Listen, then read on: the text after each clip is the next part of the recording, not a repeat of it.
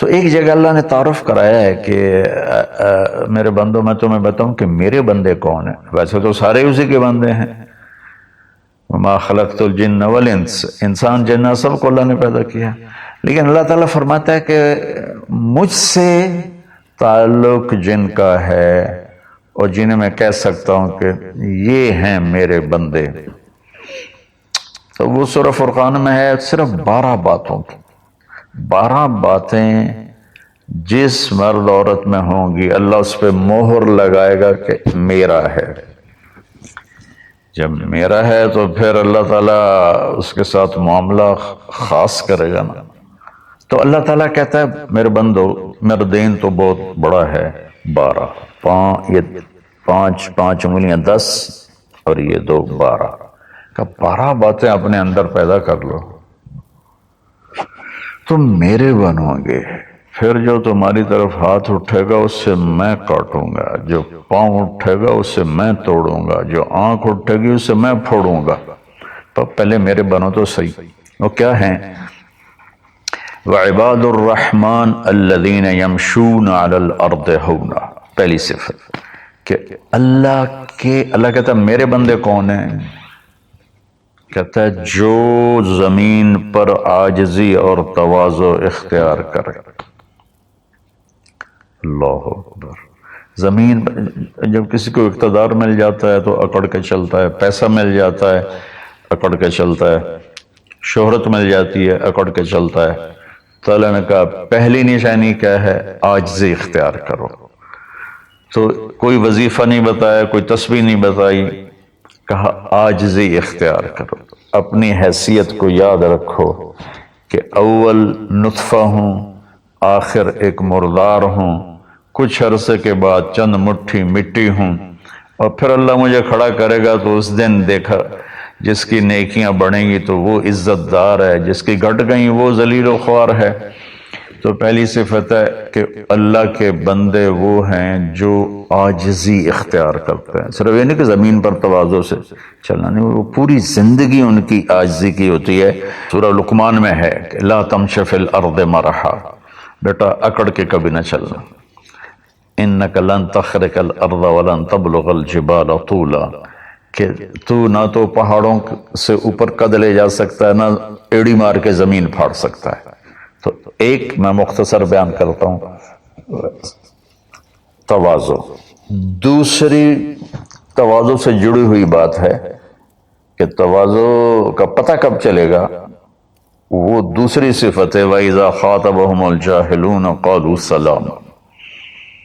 سبحان اللہ. جب ان سے کوئی، یہاں جاہلون سے مراد ان پڑھ نہیں، جاہلون سے مراد ہے زیادتی کرنے والا. وَأَعُوذُ بِكَ مِنْ أَنْ أَجْهَلَ أَوْ يُجْهَلَ عَلَيَّ، یا اللہ میں پناہ چاہتا ہوں کوئی میرے اوپر زیادتی کرے یا میں کسی پر زیادتی کروں. یہاں جہالت سے مراد ہے زیادتی کرنے والا، بدتمیزی کرنے والا.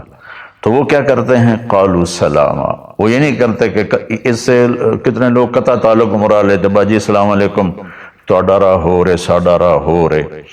تو میرا اللہ یہ نہیں کہہ رہا، میرا اللہ کہہ رہا جب ان سے کوئی غلط گفتگو کرتا ہے، غلط معاملہ کرتا ہے، بدتمیزی کرتا ہے تو وہ آگے تمیز کے ساتھ بات کرتے ہیں.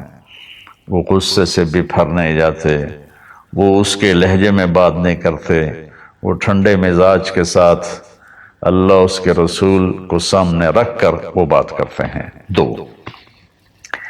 تیسری فرمائی والذین یبیتون لربہم سجدا وقیاما.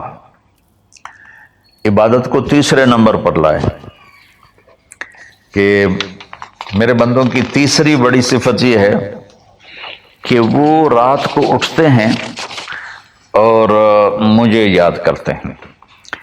اچھا اب آج کل سستی کا زمانہ ہے. میرے نبی نے ایک حدیث سنائی تو وہ بہت بڑی خوشخبری ہے آپ کے لیے. جو عشاء کی نماز باجماعت پڑھ لے اور صبح کی نماز باجماعت پڑھ لے تو اس کی رات تہجد میں لکھی جائے گی. قربان جاؤں اپنے نبی کی رحمت پر اور ان کے رحمت للعالمین ہونے پر کہ میرے جیسا جو سر درد کا مریض ہے وہ رات کو نہیں اٹھ سکتا تو عشاء با جماعت پڑھ لے اور فجر با جماعت پڑھ لے، ساری رات عبادت ہے۔ باقی یہ تو ہے یعنی بالکل وہ 33 نمبر والا کام ہے، لیکن ہم پاس لوگوں میں شمار ہیں، اس صفت کے حقدار کہلائیں گے۔ باقی اصل وہ ہیں جو راتوں کو اٹھ کر یاد کرتے ہیں، ایک ہوک سی دل میں اٹھتی ہے، ایک درد جگر میں ہوتا ہے، ہم رات کو اٹھ اٹھ روتے ہیں جب سارا عالم سوتا ہے۔ تو عشق تو ایسی چیز ہے۔ ملحب کلام قد نزخرفہ ان المحبت قلب وہبناہ۔ محبت اسے نہیں کہتے کہ محبوب کو چکنی چپڑی باتیں کو، جی میں قربان جاؤں، میں صدقے جاؤں، میں واری جاؤں، آپ کے بغیر تو جی نہیں سکتا، باتوں سے نہیں، کہ محبت ہے دل کو اس کے قدموں پہ نچھاور کر دو۔ بہت خوبصورت بات اللہ نے کی۔ تو جو لوگ ماشاءاللہ راتوں کو اٹھتے ہیں ان کو مبارک ہو، لیکن ہمارے جیسے کمزور بھی اس فضیلت میں ہیں۔ عشاء با جماعت پڑھ لو، فجر با جماعت پڑھ لو، اور پھر اللہ تعالیٰ پہ قربان جائیں کہ ان کی جو ہے نا دعا اللہ تعالیٰ بتاتا ہے، والذین یقولون ربنا اصرف عنا عذاب جہنم ان عذابها کان غراما۔ وہ اللہ ان کی دعا بتا رہا ہے کہ وہ کہتے ہیں یا اللہ ہم سے عذاب جہنم دور فرما، چونکہ یہ نہ انٹلنے والا عذاب ہے جو چمٹ جاتا ہے، اور وہ انہا ساءت مستقر و مقاما، اور یا اللہ وہ بہت ہی برا ہے، بہت ہی برا ہے۔ تو تہجد اور دعائیں، دعا بہت بڑی طاقت ہے، بہت بڑی طاقت ہے، بہت بڑی طاقت۔ ہم نے دعا ایسے ہی بنائی ہوئی ہے، فرض نماز کے بعد مولوی صاحب رٹے رٹائے جملے بولتے ہیں، ہم پیچھے آمین کہتے ہیں۔ دعا وہ ہے جو آپ تنہائی میں اللہ کے سامنے گڑ گڑا کر بولتے ہیں۔ میرے نبی نے فرمایا اللہ کے سامنے روو، اچھا اگر علم تبکو فتباکو، اچھا اگر تمہیں رونا نہیں آتا نا تو رونے کی شکل بنا لو۔ چوتھی چیز بتاتے ہیں، والذین یقولون ربنا اصرف عنا عذاب جہنم ان عذابها کان غراما انہا ساءت مستقر و مقاما۔ یا اللہ جہنم سے بچانا اور جہنم کے عذاب سے بچانا، وہ اللہ آپ پہ ہی معاف کرے گا۔ یہ ہمارے اب تو عام ماحول میں یہ اللہ آپ پہ ہی معاف کرے گا، اللہ بڑا غفور الرحیم ہے، اللہ آپ پہ ہی معاف کرے گا۔ تو میں تو اپنے ماحول میں بات کرتا ہوں اپنے عزیز رشتہ داروں سے کہ اللہ آپ پہ ہی کپا کٹ دے گا، سپرے نہ کرو، پانی نہ لاؤ، کھاد نہ دیو، آپ بہے کوئی بھی پا دیو، اللہ آپ پہ ہی کٹ دے گا۔ لے جی مولانا صاحب کہیں گل نہ کریں دیو، بھلا کدی پانی تے کھاد تے سپرے تو بغیر بھی کاشا ہوئی۔ تو اللہ یہی کہہ رہا ہے کہ ڈرو مجھ سے اس جہنم کے عذاب سے اور اس سے بچاؤ کا راستہ اختیار کرو۔ پانچویں بات کیا ہے؟ والذین اذا انفقوا لم یسرفوا ولم یقتروا وکان بین ذلک قواما۔ بہت اعلیٰ چیز ہے، معیشت کو، اکانومی کو بہت خوبصورت انداز میں بتایا کہ میرے خاص بندے وہ ہیں۔ دیکھو اللہ نے دنیا کا بھی بیچ میں ڈالا، اللہ والے دنیا کو نہیں دیکھتے، اللہ والے چٹائیوں پہ سوتے ہیں، اللہ والے بادشاہوں سے نہیں ملتے ہیں، اللہ والوں کے پاس جایا جاتا ہے، اللہ والے کسی کے پاس نہیں جاتے ہیں۔ ارے سب سے بڑے اللہ والے تو نبی ہیں، اللہ نے فرعون کے پاس بھیجا موسیٰ علیہ السلام کو، اور کائنات کی افضل ترین ہستی اللہ کے بعد میرے نبی ہیں، ابو جہل کے پاس بھیجا۔ تو یہاں ان کی معیشت کو بتایا جا رہا ہے کہ میرے بندے وہ ہیں جتنا ہم نے ان کو دیا ہے اس سے بڑھ کر خرچ نہیں کرتے۔ قرضے اٹھا لیے، شادی آ گئی، اس پر مجھے ایک بتا رہا تھا ساتھی کہ ایک آدمی نے اپنے بچے کی شادی کی تو 40 لاکھ کی آتش بازی چھوڑی، یہ اللہ اس سے منع کر رہا ہے کہ میرے بندے وہ ہیں کہ جو ایسے نام و نام 40 لاکھ روپے کو آگ لگا دی، اس 40 لاکھ روپے پر کتنے غریب بچیوں کی شادیاں ہو جاتی، کتنے مریضوں کا علاج ہو جاتا۔ وَلَمْ يَقْتُرُوا، دوسری بات کہ جتنا دیا ہے اس سے اوپر نہیں جاتے کہ قرضوں میں چلے جائیں، اکانومی برباد ہو گئی۔ اور وَلَمْ يَقْتُرُوا، اور جتنا دیا ہے اس سے کم بھی خرچ نہیں کرتے، کنجوس نہیں ہوتے، بخیل نہیں ہوتے، لالچی نہیں ہوتے۔ یہ چیز بھی اکانومی کو ہٹ کرتی ہے کہ بس جوڑتے جاؤ اور اس کو آگے بڑھاؤ نہیں، اس کو آگے دو نہیں۔ تو اللہ تعالیٰ پہ قربان جاؤں، اس نے خاص طور پر ہمارے معاشرے میں اللہ والا وہ سمجھا جاتا ہے جس کو دنیا کی خبر ہی کوئی نہ ہو، اور اللہ والا وہ ہوتا ہے جو بس مسلح پہ بیٹھا رہتا ہے۔ اور اللہ تعالیٰ یہاں ان کی اکانومی کو بتا رہا ہے کہ وہ کام کرتے ہیں، کاروبار کرتے ہیں، وہ تجارت کرتے ہیں، وہ زراعت کرتے ہیں، وہ حکومت کرتے ہیں۔ ابو بکر سے بڑھ کے اللہ والا کون ہوگا؟ خلفائے اربعہ سے بڑھ کے اللہ والا کون ہوگا؟ تو وہ اپنے خرچ کو بیلنس کرتے ہیں۔ کل پرسوں ہی ایک ساتھی بات کر رہا تھا، اصحاب صفہ تو چٹائیوں پہ بھوکے لیٹے رہتے تھے۔ یہ شروع کی باتیں ہیں۔ عبد الرحمن بن عوف ٹاپ 10 صحابہ میں ہیں، ٹاپ 10 صحابہ میں۔ جب ان کا انتقال ہوا تو ان کی 4 بیویوں کو جو 1/8 ملا وہ 48,000 دینار تھے، تو آج کے لحاظ سے وہ 12 ارب روپیہ بنتا ہے۔ جس آدمی کا 1/8 12 ارب ہو تو پورا کتنا ہوگا؟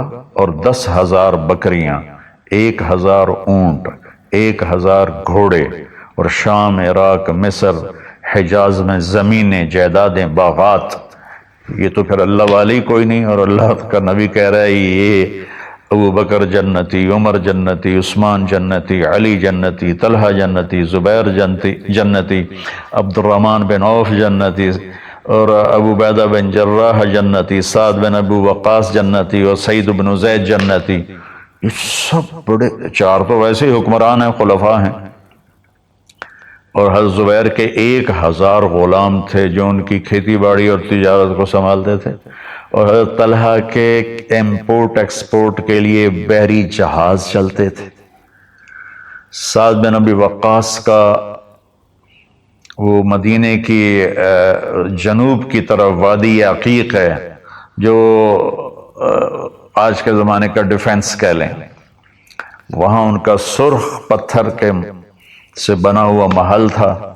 تو چونکہ پوری سیرت ہمارے سامنے نہیں، تو بس وہ ایک ہی چیز دیکھتے ہیں کہ بس یہ اللہ والے تو پھٹے کپڑے ہوتے ہیں، اللہ والے تو کسی سے ملتے ہی نہیں، اللہ والوں تو ستو پھانک کے زندگی گزار لیتے ہیں۔ جب اللہ نے صحابہ کو مال دیا تو عثمان رضی اللہ تعالی عنہ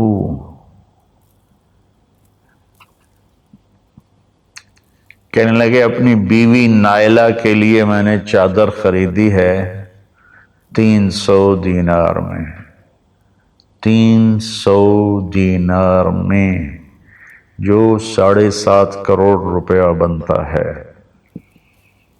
اور کہہ رہے ہیں کہ پتہ نہیں اسے پسند آئے گی کہ نہیں آئے گی۔ تو ہم بیچ میں دنیا کو نکال نہیں سکتے، یہ بڑی غلط تعبیر ہے اسلام کی۔ اس کے بعد کیا ہے ان کی صفت؟ 3 کٹھی بتائی ہیں، 6، 7، 8۔ میں آپ کو 5 بتا چکا ہوں۔ تواضع، عاجزی، اور برائی کا جواب اچھائی، اور راتوں کو اٹھ کے بندگی، اور اپنے کاروبار زندگی میں اعتدال اور بیلنس آف اکانومی تب ہوگا جب اخراجات کو کنٹرول کیا جائے گا۔ وہ ایک آدمی مجھے ملنے آیا تو کہنے لگا یہ اتنے کروڑ کی گھڑی، اور ہمارے پاس گھڑیوں کا ڈھیر ہے، کروڑوں روپے، ہر گھڑی کی قیمت کروڑوں روپے ہے۔ یہ تو نادانی کی بات ہے، نہ کہ کوئی فخر کی بات ہے۔ پھر اللہ تعالیٰ نے بتایا 3 صفتیں کٹھی بیان فرمائیں، وہ کیا ہیں؟ والذین لا يدعون مع اللہ الہا آخر، جو توحید کا جام پیتے ہیں اور اللہ کے سوا کسی کو اس کا شریک نہیں ٹھہراتا۔ دوسرا کیا ہے؟ وَلَا يَقْتُلُونَ النَّفْسَ الَّتِي حَرَّمَ اللَّهُ إِلَّا بِالْحَقِّ، جو ہمارے علاقے میں خاص طور پر جو قتل کی دشمنیاں ہیں، اور اپر پنجاب میں جو قتل کی دشمنیاں ہیں، گجرانوالہ کے ارد گرد، گجرات کے ارد گرد خاندانوں کے خاندان تباہ ہو گئے، اور ایسی سرحد اور بلوچستان کے قبیلوں کے قبیلے تباہ ہو گئے، اور نمازی 5 وقت کے۔ اور میرا اللہ کہتا ہے جو کسی کو قتل نہیں کرتا سوائے حق ہے۔ حق ہے، کوئی زانی پکڑا جاتا ہے اور شادی شدہ ہے اور 4 گواہ اس پہ لگ جاتے ہیں، اب اس کو قتل کرو۔ اور کوئی جنگ ہے کفر اور اسلام کی، جب اس جنگ میں جب سامنے آئے لڑائی کرنے والا اسے قتل کرو۔ لیکن جیسے آج کل ہمارا ماحول ہے قتل قتل قتل قتل، بھائیو اللہ کہہ رہا ہے جو میرے بندے ہیں نا وہ کسی کو ناجائز قتل نہیں کرتے۔ تیسرا کیا فرمایا؟ ولا یزنون، زنا نہیں کرتے۔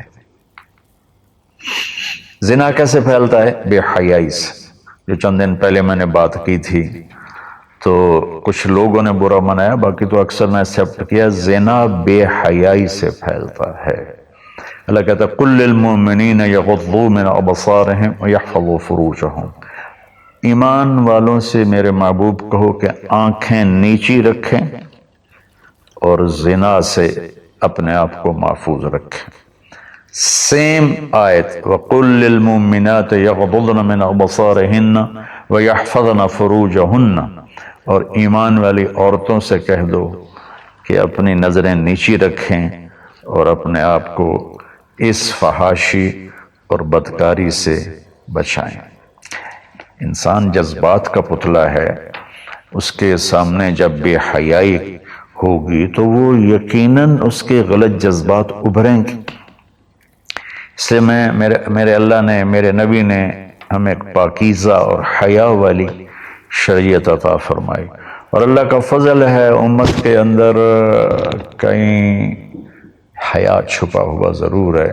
خاص طور پر میں اپنے ان بھائیوں سے کہوں گا جو شادی کرنے کے بعد بھی الگ عورتیں رکھی ہوتی ہیں، اللہ کی قسم میں بڑے دکھ اور شرم کے ساتھ یہ بات کر رہا ہوں، کوئی میں ہٹ نہیں کر رہا ہوں، کہ میرے بھائی جو شادی کر کے بھی اور عورتوں سے تعلق رکھتے ہیں، اور اس سے بھی گری ہوئی بات ہے میری بہنیں جو شادی کے بعد بھی غیر مردوں سے تعلق رکھتی ہیں، یہ ہے ہمارے معاشرے میں، اللہ اس سے ہمیں بچائے۔ تو پھر آگے اللہ کہتا ہے اگر تم نے یہ کام کیا وَمَن يَفْعَلْ ذَلِكَ، اگر تم یہ تینوں کام کرو گے، زنا کرو گے، قتل کرو گے، شرک کرو گے، يَلْقَ أَثَامًا، بہت بڑا گناہ ملے گا، يُضَاعَفْ لَهُ الْعَذَابُ يَوْمَ الْقِيَامَةِ، بہت بڑا عذاب ہوگا، وَيَخْلُدْ فِيهِ مُهَانًا، اور ہمیشہ اس میں رہنا پڑے گا۔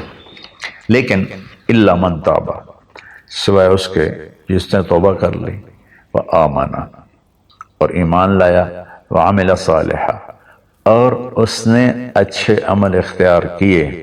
اب آگے خوشخبری سننا، اللہ یہ نہیں کہہ رہا اللہ ان کو معاف کر دے گا، اللہ کہہ رہا فَأُولَٰئِكَ يُبَدِّلُ اللَّهُ سَيِّئَاتِهِمْ حَسَنَاتٍ وَكَانَ اللَّهُ غَفُورًا رَحِيمًا۔ اللہ تعالیٰ فرما رہے ہیں کہ ہائے ہائے، اگر تم توبہ کر لو گے نا، ایمان لے آؤ گے، اچھے عمل کرو گے، تو میں صرف تمہیں معاف نہیں کروں گا، تمہاری برائیاں مٹا کے وہاں نیکیاں لکھ دوں گا۔ واہ قربان میرے مولا، کہتے معاف نہیں کروں گا، معاف بھی کروں گا اور تمہارے گناہوں کی جگہ نیکیاں لکھ دوں گا۔ یا اللہ ایسا کیوں کرو گے؟ اس لیے کہ میں غفور الرحیم ہوں۔ تو من تاب وعمل صالحا فإنه يتوب إلى الله متابا، آگے اللہ نے بتایا کہ توبہ کرنے والا ہے کون؟ جو توبہ کرنے کے بعد اپنے عمل کو بدلتا ہے، اچھا کرتا ہے، یہ ہے صحیح توبہ کرنے والا۔ لیکن ایک خوشخبری سنا دو، مثلا ایک آدمی کی توبہ کر کے توڑ دیتا ہے۔ چند دن پہلے ایک نوجوان کا فون تھا، روز نے دھاڑے ماری کہ جی توبہ کرتا ہوں، پھر 15 دن بعد ٹوٹ جاتی ہے، پھر توبہ کرتا ہوں، پھر 15 دن بعد ٹوٹ جاتی ہے۔ میں کہا توبہ کرتے ہو؟ کہتا جی کرتا ہوں. میں نے کہا معاف ہے. وہ انسان ہی نہیں جس سے خطا نہ ہو، وہ انسان ہی نہیں جو بھولے نہیں. تو میرے اللہ نے توبہ کی کوئی لمٹ نہیں رکھی، نہ عدد نہ عمر. بھائی تو 60 سال کا ہو گیا ہے، تجھے حکومت پاکستان ریٹائر کرتی ہے، ہم بھی تیری توبہ قبول نہیں کریں گے. یا بھائی تو 3 دفعہ کر چکا ہے گناہ، اب ہم تیری توبہ قبول نہیں کریں گے. اللہ تعالیٰ کہتا ہے لو بلغت الذنوب عنان السماء ثم استغفرتنی غفرت لک ولا ابالی. میرے بندے میں اتنا بڑا رحم کرنے والا ہوں، تم ایک عورت یا ایک مرد اتنے گناہ کرو کہ زمین پہ رکھتے رکھتے رکھتے رکھتے آسمان کی چھت کو لگا دو، پھر ایک دفعہ کہو یا اللہ معاف کر، تو میں ساری معاف کر دوں. ہمارا اللہ بڑا پیارا اللہ ہے. اچھا، 9ویں صفت کیا ہے ان کی؟ والذین لا یشہدون الزور واذا مروا باللغو مروا کراما. اس کا ایک ترجمہ تو یہ ہے کہ جہاں گندی محفل ہو اور شرابی کی محفل چل رہی ہے، یا کوئی ناچ گانے کی محفل چل رہی ہے، یا کہیں کسی کی غیبت ہو رہی ہے، برائی ہو رہی ہے، کسی کو ظلم ہو رہا ہے، تو وہ اس میں شامل نہیں ہوتے، چپ کر کے دائیں بائیں سے نکل جاتے ہیں.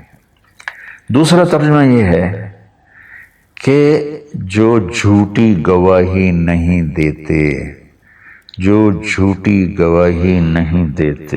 اچھا، اس میں ایک بڑی اور خوبصورت بات ہے، مروا کراما وَإِذَا مروا باللغو مروا کراما. میں دیکھوں گا شراب پی رہے ہیں بچے تو میں کہوں بدبخت، نامراد، ذلیل، کمینے، شرابیں پی رہے ہیں، چرس بیچ رہے ہیں یا چرس پی رہے ہیں، میرا یہ معاملہ ہوگا. لیکن مرو کرا، جب وہ کسی غلط محفل کو دیکھتے ہیں تو عزت کے ساتھ گزر جاتے ہیں، یعنی اپنا دامن بھی بچاتے ہیں، اور جو برائی کر رہے ہوتے ہیں ان کو بھی حقیر نہیں سمجھتے. میں اپنے دیندار طبقے کے سامنے ہاتھ جوڑتا ہوں کہ غلط راہوں پہ چلنے والوں کو حقیر نہ جانیں، ان سے نفرت نہ کریں، ان سے پیار کریں. میں اپنے گاؤں میں ہوں، تلمبا 3 کلومیٹر ہے، 250 طوائفیں ہیں.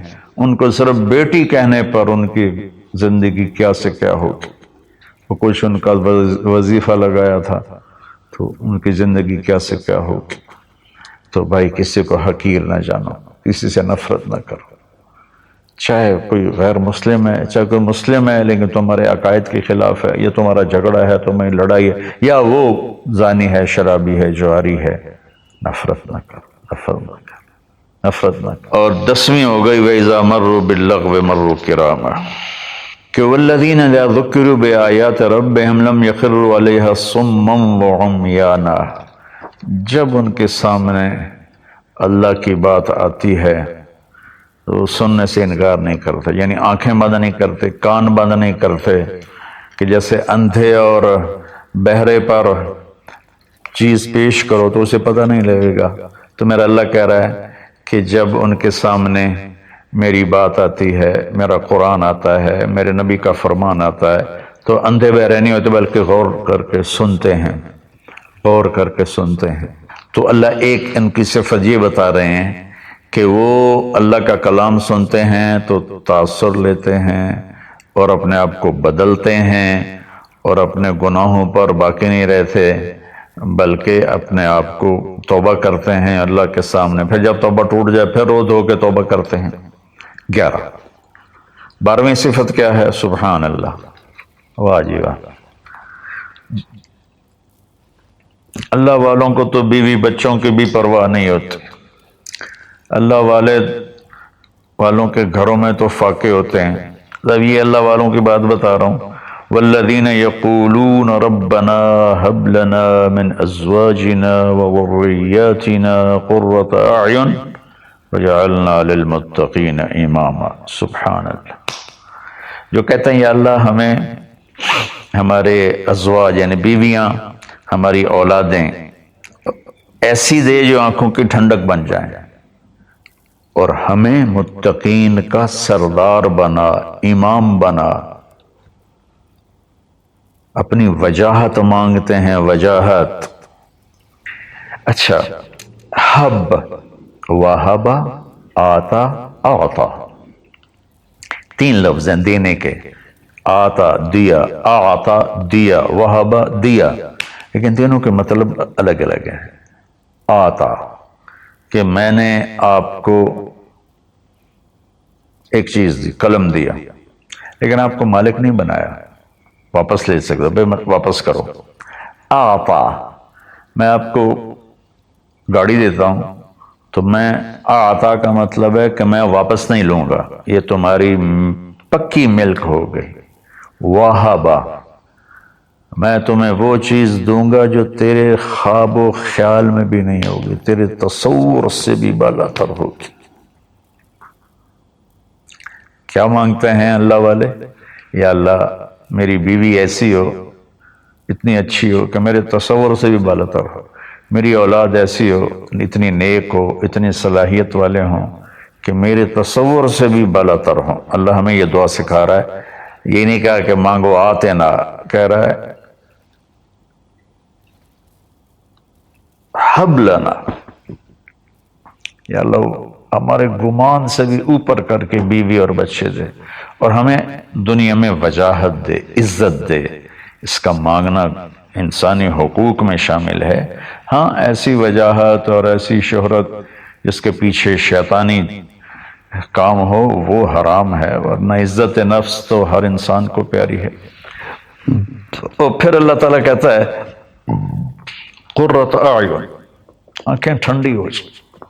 اس سے بڑی تعبیر پورے کلام عرب میں نہیں ہے اندر کی خوشی کی، آنکھیں ٹھنڈی ہو جانا. اس کا الٹا محاورہ ہے اسقط اللہ عینک، اللہ تیری آنکھیں گرم کرے، یعنی تجھے تکلیف دیکھنی پڑے. اللہ تیری آنکھیں ٹھنڈی کرے، یعنی تمہیں سکھ دیکھو، تم سکھ دیکھو. اور پھر آگے اللہ تعالیٰ کیا کہتا ہے اولئک یجزون الغرفۃ بما صبروا، یہ ہیں وہ جن کو صبر کے بدلے جنت کے بڑے گھر ملیں گے. وَيُلَقَّوْنَ فِيهَا تَحِيَّةً وَالسَّلَامًا، جس میں گاڈ آف آنر ان کو پیش کیا جائے گا، سلام کیا جائے گا. خالدین فیہا، اس میں ہمیشہ رہیں گے. حسنت مستقرا و مقاما، جو ہمیشہ کے لیے خوبصورت رہے گا، اس کا حسن بڑھتا رہے گا، اور تمہارا بھی قیام کبھی نہ ختم ہوگا. میری بات تھوڑی لمبی ہو گئی، معافی چاہتا ہوں، لیکن میرے دوستو اللہ کے واسطے جو کام کرو اللہ کے بندے بن کے کرو. سیاست کرنی ہے اللہ کے بندے بن کے کرو، تجارت کرنی ہے اللہ کے بندے بن کے کرو، ملازمت کرنی ہے اللہ کے بندے بن کے کرو، زراعت کرنی ہے اللہ کے بندے بن کے کرو. اللہ تعالیٰ مجھے بھی ان 12 صفات کا عمل کرنے والا بنائے اور آپ کو بھی. السلام علیکم. تو اللہ تعالیٰ کو جو چیز سب سے زیادہ پسند ہے ایمان کے بعد، لا الہ الا اللہ محمد رسول اللہ کے بعد، وہ بندے کا صبر ہے. وَلَنَبْلُوَنَّكُمْ بِشَيْءٍ، تھوڑا سا، من الخوف والجوع، بھوک، وَنَقْسٍ مِّنَ الْأَمْوَالِ وَالْأَنفُسِ، مال اور جان میں کمی. پھر کیا ہے؟ وَالثَّمَرَاتِ، اور کاروبار میں کمی، کھیتیوں میں کمی. پھر کیا کرو؟ وَبَشِّرِ الصَّابِرِينَ، وَبَشِّرِ الصَّابِرِينَ، صبر والوں کو بشارت دے دو. اولئک علیہم صلوات، ان کو اللہ شاباش دے رہا ہے. صلوات کا ترجمہ میں کرتا ہوں شاباش، کہ اللہ کہہ رہا ہے شاباش، واہ واہ، کیا کہنے. ورحمہ، اور رحمت دے رہا ہے. وَأُولَئِكَ هُمُ الْمُهْتَدُونَ، اور یہی ہیں ہدایت یافتہ. ایک دفعہ ابن القیم رحمہ اللہ کی اب تو نہ کتاب یاد ہے نہ پڑھا یاد ہے، سوائے ایک فغان بے شرر سینے میں باقی رہ گئی، سوز بھی رخصت ہوا جاتی رہی تاثیر بھی. تو انہوں نے تمام صفات ایمان کے ساتھ صبر کو قرآن سے دکھایا تھا.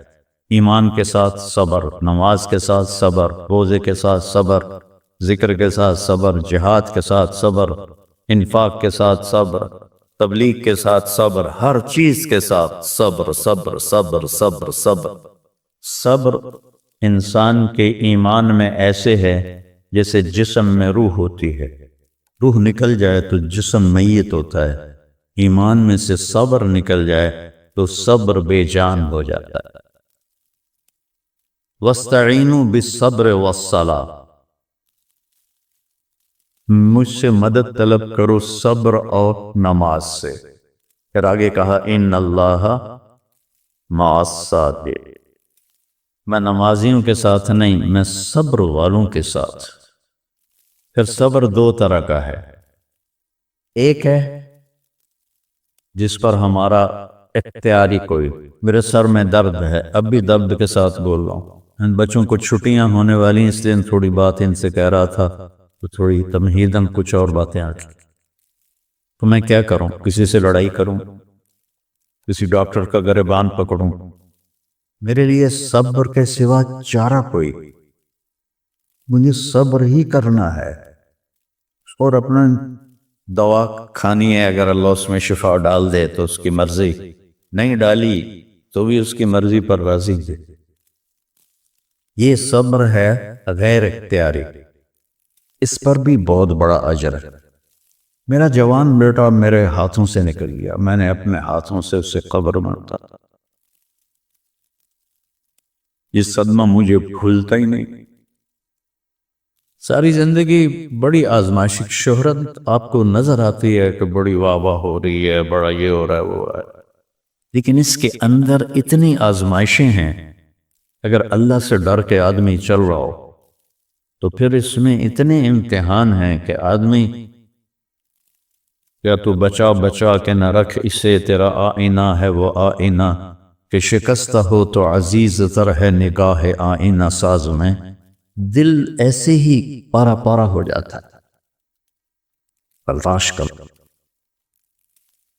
ایسے ہی زندگی میں انسان اندھیرا اس کی آزمائشیں ہیں، اس کی پریشانیاں ہیں، اس کے غم ہیں، اس کے صدمے ہیں، اور روشنی تھوڑی دیر کے لیے جو آتی ہے وہ اس کی خوشیاں ہیں، جو لمحے کے لیے آتی ہیں اور غائب ہو جاتی۔ تو ہمیشہ کی خوشی جس میں غم نہ آئے وہ جنت ہے، اور ہمیشہ کا غم جس میں خوشی نہ آئے وہ جہنم ہے۔ تو اللہ جب جنت والی جنت میں چلے جائیں گے اور جہنم والے جہنم میں چلے جائیں گے تو اللہ کہے گا یا اہل الجنہ، اے جنت والو، وہ کہیں گے لبیک ربنا وسعدیک، یا رب ہم حاضر ہیں۔ تو اللہ پوچھے گا کم لبثتم فی الارض عدد السنین، فیصلہ آباد میں کتنی زندگی گزاری تھی؟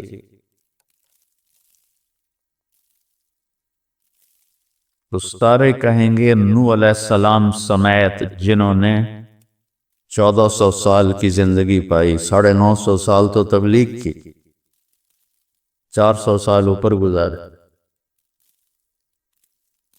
وہ بھی کہیں گے یومن او بعد یوم، یا اللہ یا ایک دن گزارا تھا یا آدھا دن گزارا تھا۔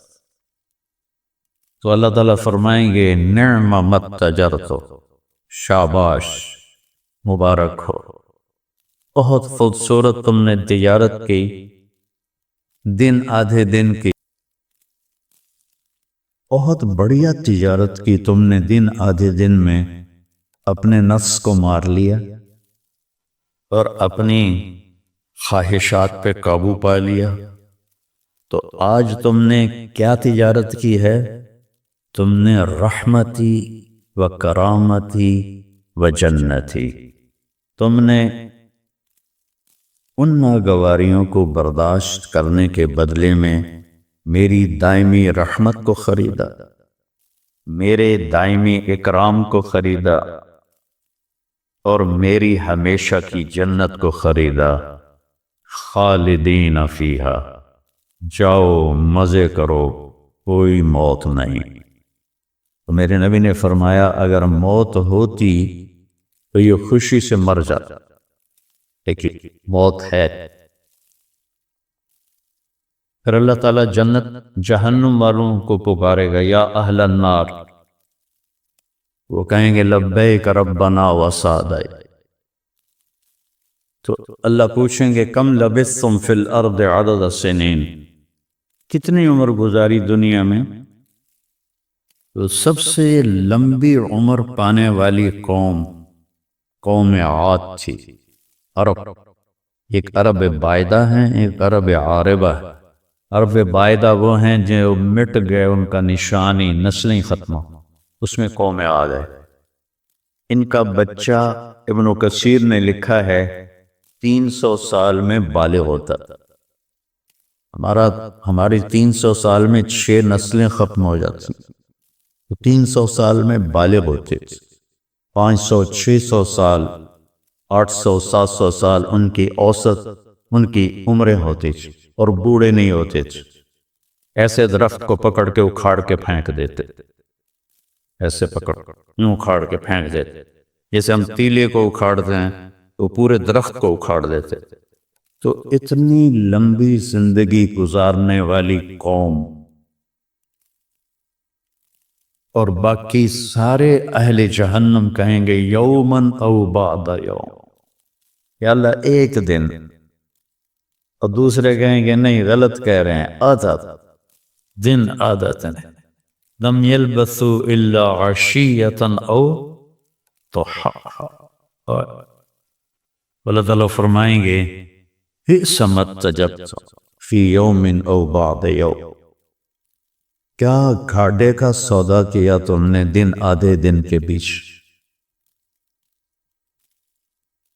جس کو اللہ گھاٹا کہے وہ گھاٹا ہے، یہاں کے گھاٹے تو اوپر نیچے ہوتے رہتے۔ تاجر کو ایک سیزن میں نقصان ہوتا ہے، اگلے سیزن میں اللہ اس کو ڈبل نفع دے دیتا ہے، اللہ کا نظام ہے۔ کتنا برا سودا کیا تم نے دن آدھے دن کا، غضبی، میرے غضب کو خریدا، سخطی، میری ناراضگی کو خریدا، ونار جہنم، اور جہنم کی آگ کو خریدا، خالدین فیہا، پڑ جاؤ ہمیشہ کے لیے۔ تو میرے نبی نے فرمایا لو کان الموت لماتوا طرحا،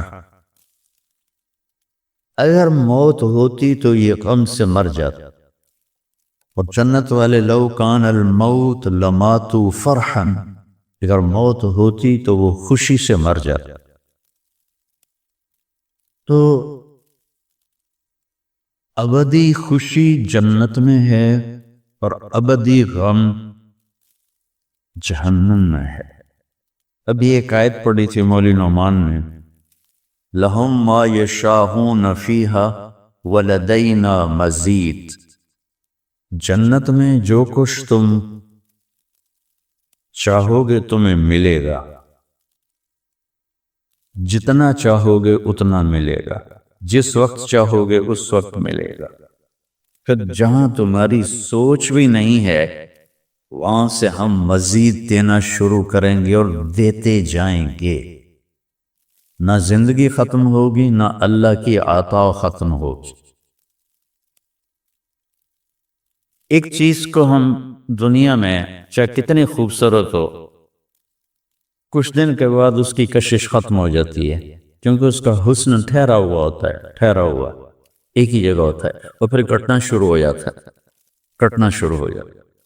لیکن جنت میں کیا ہوگا؟ میرے رب کی عزت کی قسم جو سن رہا ہے، اگر آپ ایک ٹہنی کو بھی دیکھنا شروع کرو گے نا، ٹہنی، ایک ٹہنی، پورا درخت میں ایک ٹہنی، تو اس کو بھی ہزاروں سال دیکھتے رہو گے تو آپ کا جی نہیں بھرے گا کہ اللہ اس کے حسن کو بڑھاتا رہو، بڑھا رہو، بڑھا رہو، بڑھا رہو، بڑھا رہو۔ اپنی بیوی کو، جنت کی حور کو لاکھوں سال ایسے بیٹھ کے دیکھتے رہو گے تو تمہارا دل نہیں بھرے گا کہ اس کا حسن ہر لمحے پہلے سے اوپر، پھر اس سے اوپر، پھر اس سے اوپر، پھر اس سے اوپر، اور پھر آگے کوئی حد ہی کوئی، یہاں تو حد ہے نہیں، اس کے آگے کوئی حد ہی کوئی نہیں۔ لہذا کئی بچے پوچھتے ہیں جنت میں ہمیشہ رہیں گے تو پھر کیا کریں گے، بور نہیں ہو جائیں گے؟ میں کہا بیٹا آپ لوگ دنیا کی زندگی پہ قیاس کرتے ہو کہ بور ہو گئے۔ تو میری بہن کے بچے چھوٹے تھے تو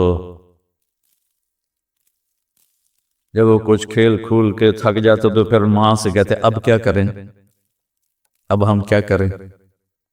تو وہ ہم نے دنیا پہ قیاس کیا ہوا ہے کہ جیسے یہاں بور ہو جاتے ہیں، ایک لمحے کے کروڑویں حصے میں بھی اللہ کی عطا ایسے جا رہے ہوگی، ایسے جا رہے ہوگی، ایسے جا رہے ہوگی۔ تو لہٰذا آپ کسی چیز سے بھی آپ کا دل نہیں کرے گا، چاہے آپ خربوں، کیونکہ خربوں اربوں جو ہے نا یہ دنیا کے لیے، وہاں کی کوئی حیثیت نہیں ہے، یہ تھوڑا سا اوپر جا کے ویسے ہی ٹائم ختم ہو جاتا ہے، ٹائم میں تو اللہ نے ہمیں باندھا ہے۔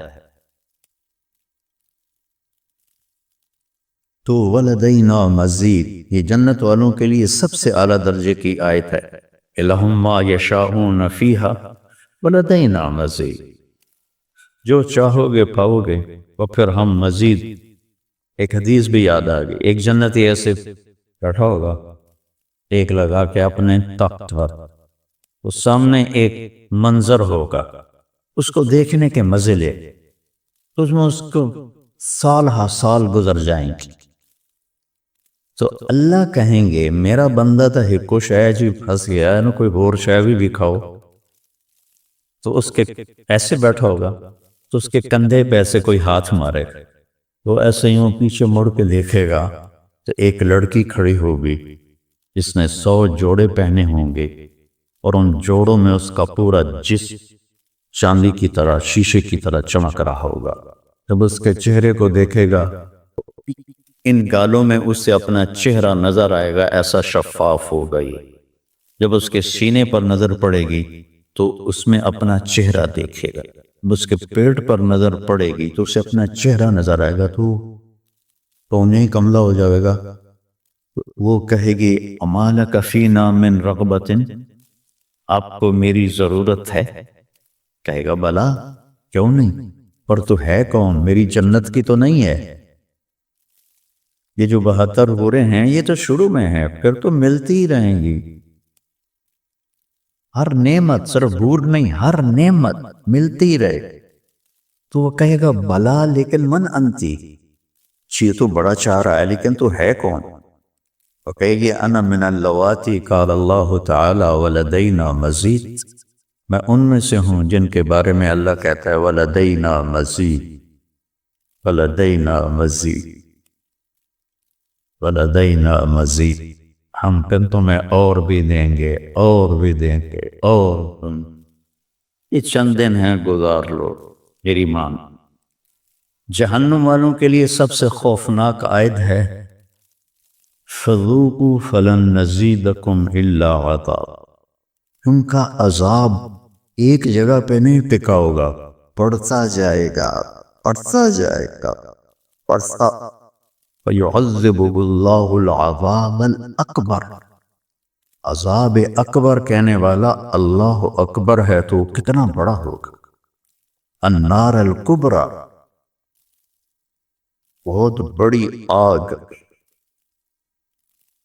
جہنم سے کسی کو نکال کے دنیا کی آگ میں لٹا دیا جائے تو وہ ایسی گہری نیند سوئے گا کہ اس کی آنکھ ہی نہیں کھلے گی، وہ اسے ٹھنڈک محسوس ہو، اور جہنم کی دیوار میں سوئی کے ناکے کے برابر سوراخ ہو جائے تو اس سے جو چنگاری نکلے گی پوری دنیا کو راکھ بنا دے۔ اللہ ہماری حفاظت سے۔ جب سعد بن معاذ کا انتقال ہوا تو آپ نے فرمایا، میرے نبی نے فرمایا، سعد میں پاس بڑے صحابہ میں میرے نبی نے فرمایا کہ آج اللہ کا عرش خوشی سے جھوم اٹھا ہے، چونکہ وہاں تو جا رہے ہیں نا، یہاں سے نکلنا ہے، وہاں تو پہنچنا ہے، وہاں تو خوشی ہے، یہاں غم ہے۔ تو ہم نے کہا میرے نبی نے فرمایا کہ آج میرے اللہ کا عرش سعد کے پہنچنے پر خوشی میں جھوم اٹھا ہے، ایسی موت مانگو کہ اللہ کا عرش بھی خوشی سے جھومے، اللہ بھی خوش، کیا کر رہے ہو، کدھر جا رہے ہو؟ اس دھوکے کے گھر، اس مچھر کے پر، اس مکڑی کے جالے، اس دکھوں کے گھر، اس غموں کی دنیا میں کیا ڈھونڈتے ہو؟ جاؤ اللہ کو ڈھونڈو، جاؤ اس کے حبیب کو ڈھونڈو، تو جاؤ مزے کی زندگی یہاں گزارو، مزے کی نیند قبر میں پوری کرو، اور جنت میں ہمیشہ کی راحتوں کے مالک بن جاؤ۔ کہ یا رسول اللہ، اللہ ملاقات کے شوق میں ہے تو میرے نبی فرماتے کہ میرے حسنین کا کیا ہوگا؟ میں تو دیکھ رہا ہوں ایک زہر میں تڑپتا ہے، ایک بچوں سمیت نیزے پہ چڑھا ہوا ہے۔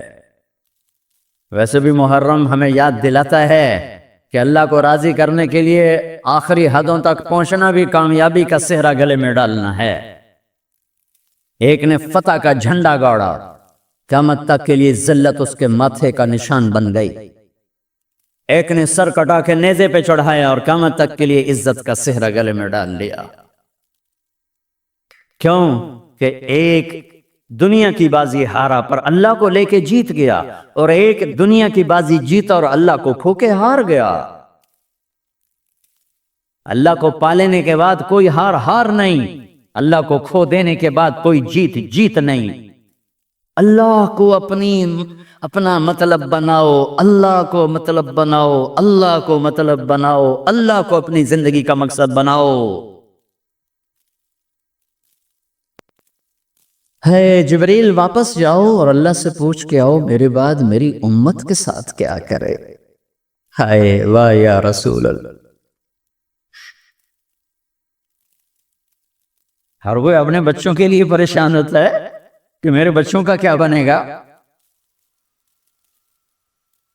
آپ کہہ رہے ہیں میری امت کے ساتھ کیا کرے گا میرا اللہ؟ جاؤ اللہ سے پوچھ کے میں پھر جواب دوں گا۔ واپس گئے، جواب آیا کہ اللہ کہہ رہے ہیں کہ ساتھ دوں گا۔ میرے رب کی عزت کی قسم، اور لاکھوں کروڑوں درود و سلام ہوں اس کملی والے پر، اگر آپ یہ سوال نہ اٹھاتے آج میں اور تم بھی بندر خنزیر ہوتے۔ بیچ میں وہ حائل ہو گئے، ان کے آنسوں، ان کی دعائیں۔ مچھلی کھانے پر اللہ تعالیٰ نے موسیٰ علیہ السلام کی قوم کو، پورے شہر کو بندر بنا دیا۔ مچھلی کھانا کون سا گناہ ہے؟ اللہ نے کہا بس ہفتے کو نہیں کھانی، کھاؤ اتوار پیر منگل بدھ جمعہ جمعہ کھاؤ، ہفتہ نہیں۔ مگر نہیں کھائیں گے، کھایا، اللہ نے بندر بنا دیا۔ شراب پینا مچھلی کھانے سے بڑا گناہ ہے، اور بیچنا اس سے بھی بڑا گناہ، اور نشے کی چیزیں بیچنا اس سے بھی بڑا گناہ ہے، ماں باپ کی نافرمانی اس سے بھی بڑا گناہ ہے۔ میرے نبی سے پوچھا گیا یا رسول اللہ قیامت کب آئے گی؟ کہا اللہ کو پتا ہے۔ کہ کوئی نشانی بتا دیں، کوئی نشانی بتا دیں۔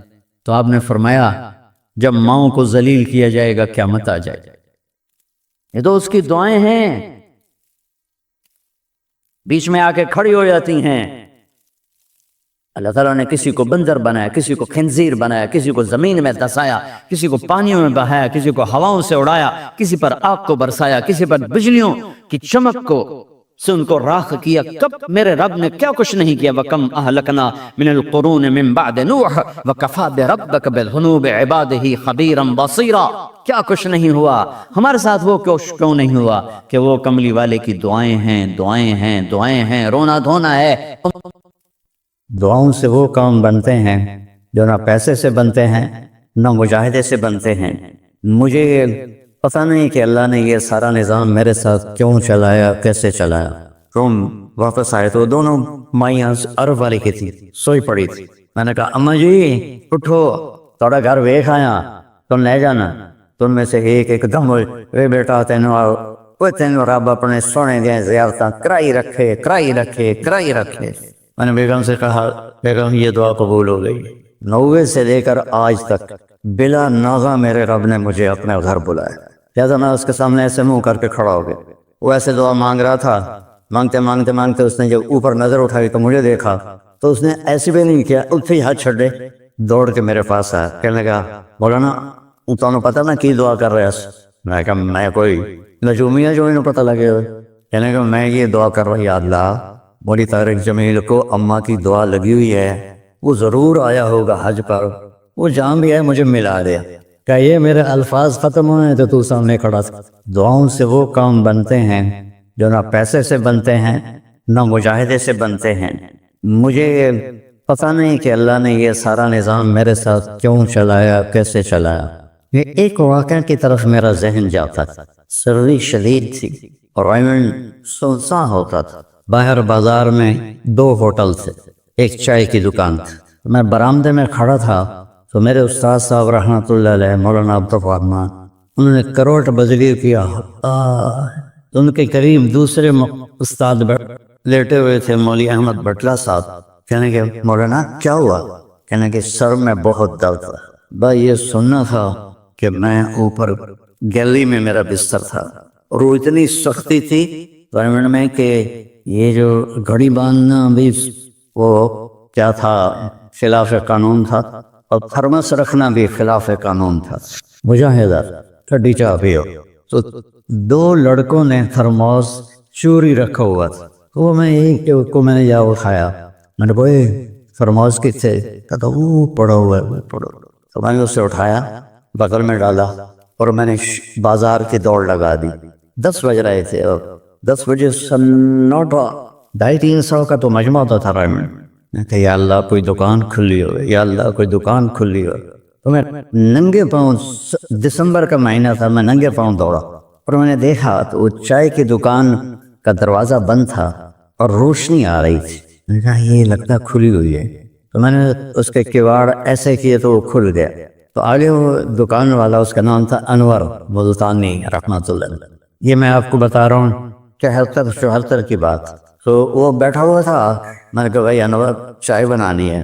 کہا بھائی میں تو اورنگ بھائی میں تو تھکا ہوا ہوں، یہ دودھ پڑا ہے خود ہی بنا رہے۔ تو میں نے کہا چولہا کا یہ چولہا بھی پڑا ہے۔ تو میں نے وہ ہوتے تھے ہوا بھرنے والے چولہے، اس سے میں نے دودھ گرم کیا، پتی ڈالی، چائے بنا۔ چائے کی دکان پہ سر درد کی گولی کا کیا کام ہے؟ میں نے کہا بھائی انور کوئی سر درد کی گولی ہے؟ ارے بھائی وہاں دیکھ لے شاید پڑی ہو کوئی، اور کھڑکی سی تھی۔ جب میں نے وہاں دیکھا تو ایک گولی ساری ڈان ہوتی تھی، وہ وہاں پڑی ہوئی تھی اور اس پر مٹی جمی ہوئی تھی۔ جب اللہ کچھ دینا چاہتا ہے، میں نے وہ گولی اٹھائی اور پھر دوڑ لگائی ننگے پاؤں، اور مولانا رحمہ اللہ فوت ہو گئے، سر پر رضائی لے کے لیٹے ہوئے تھے۔ تو میں نے ایسے پاؤں دبائے تو انہوں نے رضائی کو کہا ہاں کیا بات ہے؟ میں نے کہا جی یہ چائے ہے اور یہ سر درد کی گولی ہے، آپ کو درد ہو رہا ہے، نوش فرمائیں۔ تو ان کے ہونٹ ہلے، میں نے نہیں سنا، دعا دی انہوں نے مجھے۔ کیا دعا دی؟ وہ خود فرماتے تھے کہ طارق جمیل کی قبولیت میری دعا سے ہے، اور ایک میرے ساتھی تھے مولوی خورشید کی قبولیت میرے ڈنڈوں کی وجہ سے، اس کی پٹائی بہت کی تھی انہوں نے۔ تو میرے بارے میں فرماتے تھے کہ یہ میری دعا کا اللہ نے اس کو سلا دیا ہے۔ تو انہوں نے بے ساختہ مجھے دعا دی، انہوں نے سنی نہیں، چائے پلائی، گولی کھلائی، تو اللہ نے کیا سے کیا کرتے۔ میں اپنی بیگم پھوپھی رحمۃ اللہ علیہ، والدہ رحمۃ اللہ علیہ کے ساتھ حج پہ گیا۔ ان کو لے کر میں باہر نکلا تو 2 بوڑھی عورتیں بیٹھی تھیں۔ میں کہا اماں جی کیوں بیٹھی ہو؟ کہ پوچھا بول گئی ہیں، اب میرا بھی وہ دوسرا حج تھا، مجھے بھی مدینہ کا حدود اربع پتہ نہیں تھا۔ میں کہا کوئی ہے تھوڑے کول کارڈ؟ میں کہا اے کارڈ ہے۔ میں کہا اچھا آ جاؤ، اور دونوں چل پڑی۔ مجھے ایک عرب ساتھی نے پورا گھر دے دیا ہوا تھا۔ جو دروازے پر پہنچے تھے ایک اٹھان لگی نہیں بھائی نہیں جانتے، وہ کرنے کے بیٹھے نا شور شریف لگتا ہے، وہ ایڈی وڈی گل، آ جا آ جا۔ وہاں کو لے کے میں نے اپنی بیگم سے کہا کہ ان کو کھانا کھلاؤ، اور وہ کارڈ لے کر میں اپنے ایک دوست کے پاس گیا، وہ جو جس کا گھر تھا۔ میں نے کہا اٹھو دکان سے اور یہ پتہ تلاش کروا۔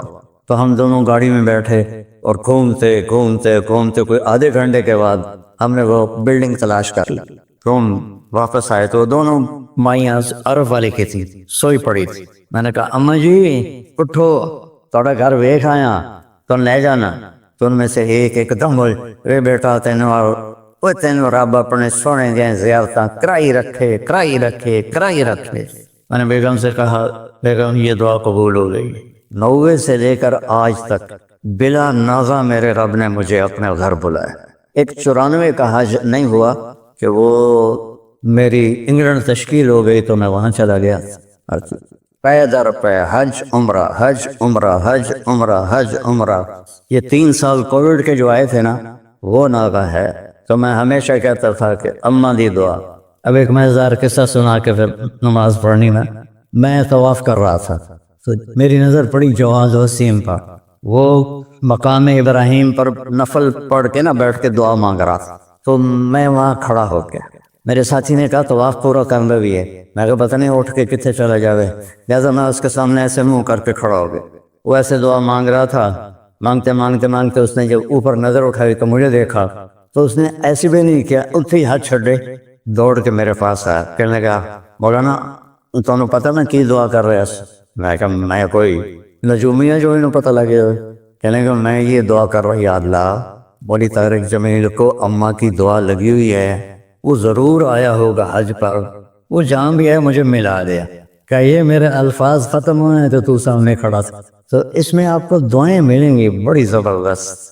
اللہ اپنے فرائض پورے کرو, نماز میں اتنا نہ ہو, کسی کے لیے دل میں نفرت نہ رکھو, آپس میں اگر صحیح چلنا ہے تو ایک دوسرے کی غیبت نہ کرو, برائی نہ کرو, تو پھر انشاءاللہ نسلوں تک اللہ ہمارا یہ کام چلائے گا. میں روزانہ مانگتا ہوں یا اللہ اس کو صدیوں پر لے جا, یہ نہیں کہ میں چلا جاؤں تو کام ختم ہو جائے.